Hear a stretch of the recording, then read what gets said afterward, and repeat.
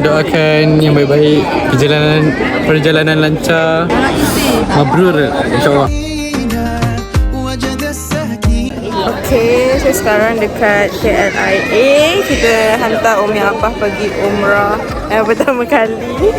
Okay, ni akak saya, abang saya. Ini Aisyah. Tak ada. Kau dah sama besar dengan dia. Welcome to the club. Saya dah gemuk guys, saya dah gemuk.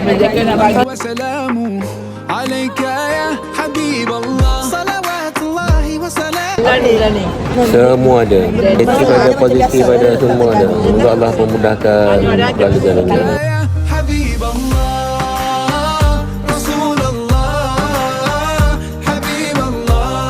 Mana perasaan Umi? Perasaan? Macam mana Umi? Lagi nak berlepas?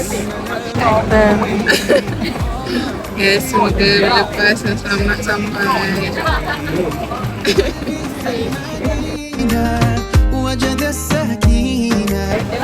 Sekarang kita tengah tunggu nak submit kita punya luggage dulu. Sekarang sementara tengah tunggu Umi Abah nak letak beg untuk tak ada beg dah dalam flight kan. Terus dia jalan teman adik kita.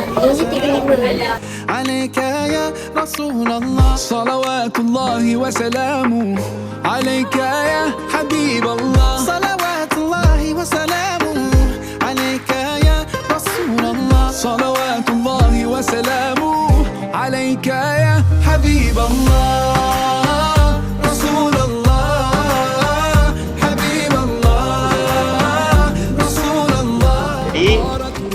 Jadi itu dekat Jeddah nanti. Baik tu pun saya cepatkan supaya kita nak bantu yang dekat sana pula. Pokok boleh masuk.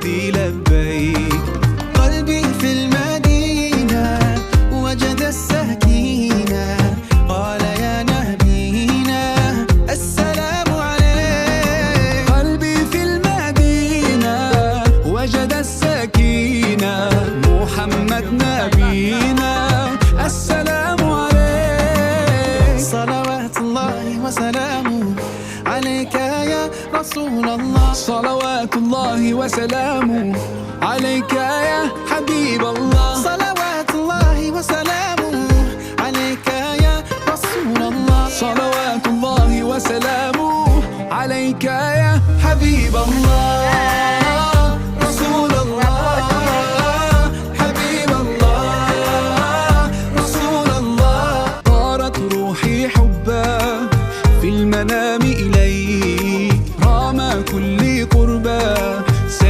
So sekarang kita Umi dan Abah baru je melepasi untuk bahagian boarding pass. Dah on dia masuk flight. Semoga Umi dengan Abah dapat dan Sakif dapat menjalani umrah dengan baik, memudahkan segala urusan. Jumpa balik nanti 12 hari insyaAllah. So next kita akan ke kita punya homestay pula. صلوات الله وسلامه عليك يا حبيب الله